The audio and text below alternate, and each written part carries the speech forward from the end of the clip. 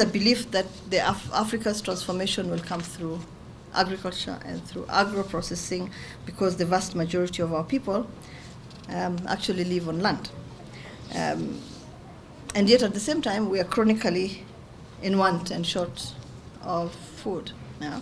So that too is a priority, and the African Union has been working on it, but I think we will need to upscale the work that is done in agricultural development. We will encourage diversification and industrialization. I will also prioritize conflict prevention, which has contributed to our socioeconomic challenges. The African Union believes that the guns should be silenced by 2020. Okay? We don't have much time. We don't have much time. The guns must fall silent. We do not manufacture guns on the continent. I think that's something that we all know, right? We actually sometimes get them on credit. But we intend to ensure that these guns fall silent by making sure that the youth actually take charge of the future of the continent, because it is their future. And they cannot allow, right, us to continue killing each other. Right? So we must make sure that that is something that happens. And then, of course, we need to improve good governance across the continent. Again, we're a good example. Kenya is a really good example. We carried out reforms, and we did it in a very short period of time. Now, I'll end by talking about the critical place of women in the development of our continent.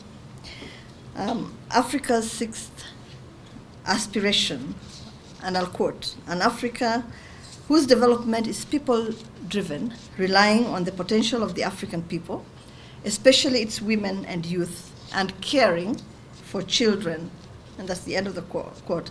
The aim of this aspiration is to have inclusive development, and do that by involving women, men, youth, and children without any form of marginalization or discrimination. And that it's expected to happen in the political, in the social, and economic decision-making spheres, but also other aspects of progressive leadership. And so it's something that I would also like to continue developing and see how far we can actually get it to go. Now, let me conclude with a reflection from the wisdom of a woman who we all hold dear and we remember fondly, Professor Wangari Maathai. And she observed, as I do now, and I'll quote her, "I'm very conscious of the fact that you can't do it alone. It's teamwork. When you do it alone, you run the risk that when you're no longer there, nobody else will do it." End of quote. I tell you, it's so prophetic. What she said then, I think is something that we'll continue saying until the end of time. Because she's not with us now. But I think each and every one of us has a responsibility and a duty, right, to carry on what she was doing and to ensure that the empowering of women that she began will never die, and that it will be continued by all of us.